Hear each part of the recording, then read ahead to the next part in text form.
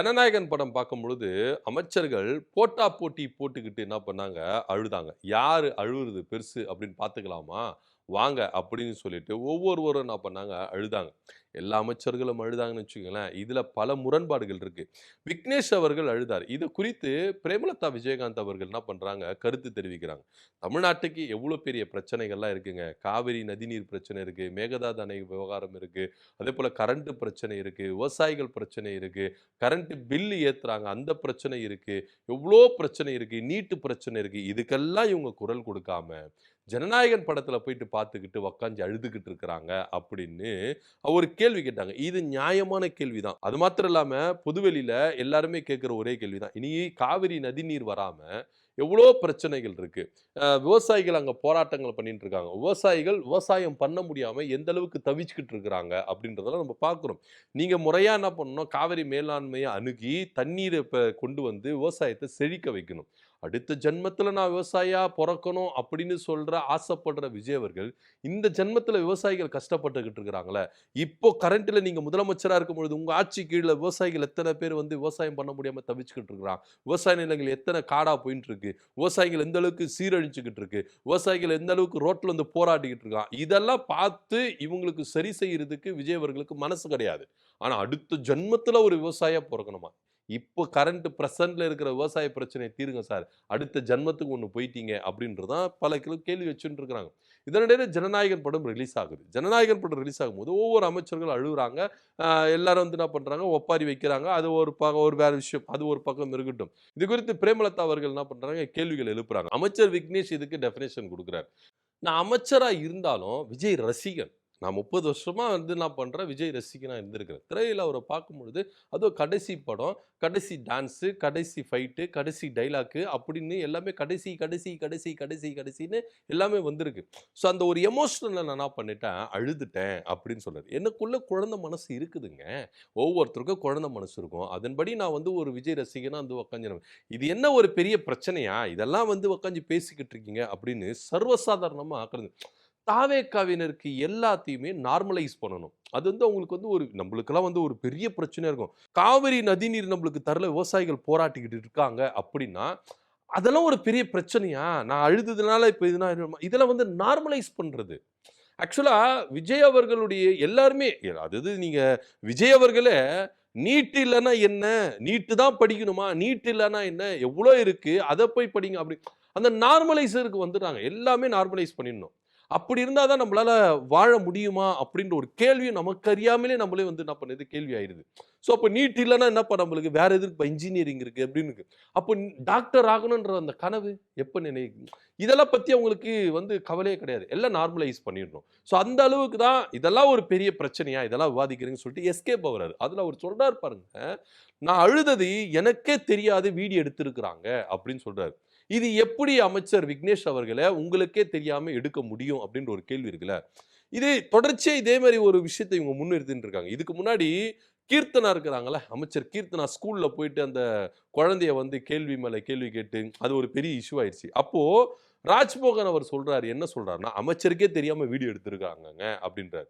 அது எப்படிங்க சார் முடியும்? இப்போ அமைச்சர போய் சந்திக்க போறோம்னா, எந்த கேமராவும் எடுத்துட்டு போகக்கூடாது, எந்த ஃபோனும் எடுத்துட்டு போகக்கூடாது. ஃபோன் மேல் பாக்கெட்ல கூட வைக்கக்கூடாது. ஜோபில தான் வைக்கணும்.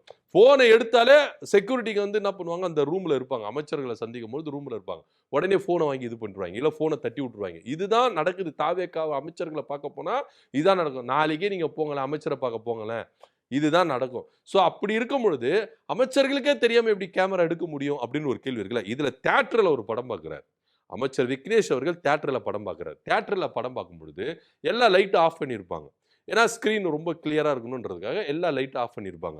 அதுவும் இல்லாம ஸ்க்ரீன் கிட்ட நீங்க உட்கார்ந்திருந்தா கூட, அந்த ஸ்க்ரீனோட ரிஃப்ளெக்ட் அந்த லைட் வந்து நம்ம மேல படும். இவரு கொஞ்சம் டிஸ்டன்ஸ்ல தான் உட்கார்ந்துருக்கிறாரு. ஸோ அப்படி இருக்கும்போது, அவ்ளோ கிளாரிட்டியா உங்க கண்லருந்து தண்ணி வழியிறத அவ்ளோ கிளாரிட்டியா எப்படி எடுக்க முடியும்? இருட்டுல எடுத்தா கூட எப்படி எடுக்க முடியும்? அப்போ ஸ்பிளாஷ் போட்டு தான் எடுக்க முடியும். அப்போ ஃபிளாஷ் போடும்போது அமைச்சர் விக்னேஷ் அவர்களுக்கு தெரியாதா? "ஏன்பா என் மூஞ்சில ஃபிளாஷ் அடிக்கிறீங்க? அண்ணன் படம் ஸ்க்ரீன்ல எனக்கு தெரியல" அப்படின்னு சொல்லிட்டு. இப்ப நம்ம படம் பார்த்துட்டு இருக்கோம்னு வச்சுக்கங்களேன், இப்போ லேட்டா வரவங்கலாம் வருவாங்க. இந்த சீட்டு கண்டுபிடிக்கிறதுக்கு. அப்போ தியேட்டர் ஆளுகள் என்ன பண்ணுவாங்க, டார்ச் லைட் வச்சுன்னு அடிச்சுட்டு வருவாங்க. இல்ல ஃபோன்ல அடிச்சுட்டு வருவாங்க. அப்பவே நம்மளுக்கு டிஸ்டர்பன்ஸா இருக்கும். ஆனா இவருக்கு அவ்வளோ ஃபிளாஷ் லைட் அடிக்கிறாங்க. மனுஷனுக்கு தெரியல வீடியோ எடுக்குறாங்க அப்படின்னு அவருக்கு தெரியல. பாவம் எந்த அ ரேஞ்சில ஒரு படம் பார்த்தாரு அப்படின்னு நம்மளுக்கு தெரியல. அவ்வளோ உருகி போயிட்டு இருக்காரு. அண்ணன ஸ்கிரீன்ல பார்த்துட்டு அவ்வளோ உருகி போயிட்டு இருக்காரு. ஃபிளாஷ் அடிச்சு வீடியோ எடுத்தது கூட அவருக்கு தெரியல அப்படின்னு சொல்லிட்டு அவர் சொல்றாரு. இதுல நெட்டிசன்கள் பலர் என்ன பண்றாங்க, தாவேகாவுக்கு ஆதரவு தெரிவிச்சு, இந்த தாவேகா விர்ச்சுவல் வாரியர்ன்னு ஒருத்தர் இருக்கிறாங்க பாருங்க. இந்த சோசியல் மீடியாக்கெல்லாம். இவனுங்களெல்லாம் என்ன சொல்றதுன்னு நம்மளுக்கு தெரியல. அந்த அளவுக்கு ஒரு ஃபேக் ஐடியா வச்சு, கண்டமேனிக்கு எதுக்கு எத கம்பேர் பண்ணணும் அப்படின்றது விவஸ்தையே தெரியல இந்த விர்ச்சுவல் வாரியனுக்கு. ஏன்னா, எதுக்கு இதுக்கு இப்படி பண்ணியிருக்கீங்களா? இதுக்கு என்ன சொல்யூஷன்னா, அவங்க இப்படி பண்ணாங்களே, இவங்க இப்படி பண்ணாங்க. டேய் எதுக்கு எதடா கம்பேர் பண்றீங்க அப்படின்றத நம்மளால புரிஞ்சுக்க முடியுது. இப்போ அமைச்சர்கள் அழுதாங்கல்ல, அப்போ பிரேமலதா எதிர்த்து கேள்வி கேட்டாங்க. அப்போ பிரேமலதா மட்டும் விஜயகாந்த் படத்தை பார்த்து அழலையா அப்படின்னு கேள்வி கேட்கிறாங்க. அதுல இவனுங்கள என்ன சொல்றதுன்னு நம்மளுக்கு தெரியலங்க. இப்ப சமீபத்துல கேப்டன் பிரபாகரன் படம் ரிலீஸ் பண்ணாங்க. அப்போ உக்காந்து பார்த்தாங்க. பிரேமலதா விஜயகாந்த் அவர்கள் அழுதாங்க. ஏன் அழுதாங்க? எதுக்கு அழுதாங்கன்னா, கேப்டன் இல்லையா, இறந்துட்டாங்க. இறந்துட்ட பிறகு அவரை திரையில பழைய படத்தை பார்க்கும்போது உணர்ச்சி பொங்கி அழுகுறாங்க. சோ அந்த உணர்ச்சி பொங்கி அழுவுறதையும் இவங்க அமைச்சர்கள்லாம் அழுததையும் கம்பேர் பண்றானுங்க. இவனுங்கெல்லாம் என்ன சொல்றதுன்னு நம்மளுக்கு தெரியல. இந்த விர்ச்சுவல் வாரியர்ஸ் தயவு செய்து உங்களை நீங்களே கேவலப்படுத்திக்காதீங்க, அசிங்கப்படுத்திக்காதீங்க. நீங்க போடுங்க, வீடியோ போடுங்க, போட வேணாம்லாம் சொல்லல. இதுக்கு இது நிகர் அப்படின்னு சொல்லிட்டு உங்களை நீங்களே கேவலப்படுத்திக்கிறீங்கடா. அதை முதல்ல புரிஞ்சுக்கங்கடா அப்படின்னு தான் நம்மளால சொல்ல முடியும். ஏன்னா பிரேமலதா விஜயகாந்த் அவர்கள் அழுதது வேற. ஆனா விஜய் ரசிகர்களா அமைச்சர்களா இருந்து அழுதது வேற. அதை முதல்ல புரிஞ்சுக்கங்கடா அப்படின்னு தான் நம்மளால சொல்ல முடியும். கேப்டன் விஜயகாந்த் அவர்கள் உயிரோடு இல்ல. உயிரோடு இல்லாத போது அந்த படத்தை அவரை பார்க்கும்போது உணர்ச்சி பொங்க இவங்க அழுகுறாங்க. இத கூட கம்பேர் பண்றாங்க. இவனுங்களால என்ன சொல்றது நம்மளுக்கு தெரியவே இல்லை.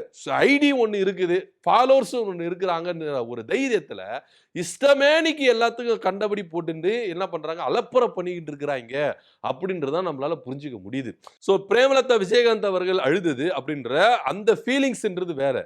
இந்த அமைச்சர்கள் அழுதுன்ற ஃபீலிங்ஸ் வேற. ஏன்னா இதுக்கப்புறம் விஜய திரையில பார்க்க மாட்டோம் அப்படின்ற ஃபீலிங்ஸ் அழுதாங்க.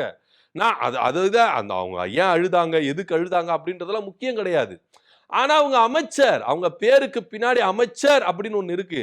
ஆனா பொறுப்பேற்று நீங்க அதுக்கேத்த மாதிரி இது பண்ணீங்களா அப்படின்னா கிடையவே கிடையாது. நாட்டுல எவ்வளவு பெரிய பிரச்சனை போயிட்டு இருக்கு. நீங்க சாதாரண ஒரு ரசிகர்கள் அழுகுறதையோ இல்ல மாவட்ட செயலாளர் அழுது பிரச்சனை கிடையாது. ஒரு எம்எல்ஏக்கள் அழுகுது பிரச்சனை கிடையாது.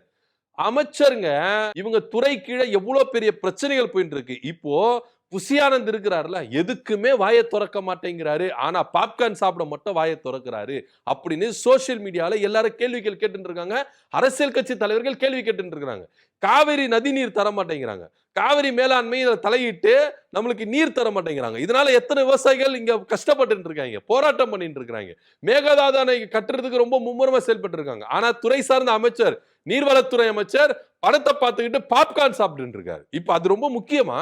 விவசாயிகளுடைய வாழ்வாதாரம் முக்கியம் இல்லையா? ஜனநாயகன் படம் பார்த்துட்டு பாப்கார்ன் சாப்பிடுறதா உங்களுக்கு முக்கியமா? இததான் கேள்வி கேட்கறாங்க எல்லாருமே. நீங்க நீங்க நீங்க அமைச்சரா இல்லாம போய் படம் பாருங்க. இப்போ புசியானந்த் அவர்கள் அமைச்சரா இல்லப்பா, அவரு ஒரு எம்எல்ஏவா இருக்கிறார்னா அவர் கைத்தட்டி படம் பார்க்கட்டும், பாப்கார்ன் சாப்பிட்டோம், ஐஸ்கிரீம் சாப்பிட்டோம், எதனா சாப்பிட்டோம், அது பிரச்சனை கிடையாது.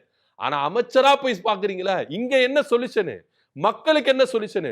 பணமா ஜனமான்னு கேள்வி கேட்க தெரிஞ்ச விஜய் அவர்களுக்கு ஜனம் முக்கியம் இல்லையா? மாணவர்கள் முக்கியம் இல்லையா? விவசாயிகள் முக்கியம் இல்லையா? அப்ப இங்க மக்கள் முக்கியம் இல்லையா? விவசாயிகள் தண்ணீர் கிடைக்காம விவசாயம் பண்ண முடியாம இன்னைக்கு அரிசி விலை ஏறி கிடக்குது. மக்கள் கஷ்டப்படுறாங்க. சோ இதெல்லாம் இவங்களுக்கு முக்கியமே கிடையாது. இவங்களுக்கு ஜனநாயகன் படம் மட்டும்தான் முக்கியம்.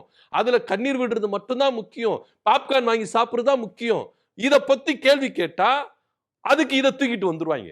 இந்த சோசியல் மீடியால விர்ச்சுவல் வாரிசர் இருக்கானுங்கள, இதுக்கு அது அப்படின்ற மாதிரி தூக்கிட்டு வந்துருவானுங்க. ஏன்னா நீங்க கேள்வி கேளுங்கடா, கேள்வி கேளுங்கடா.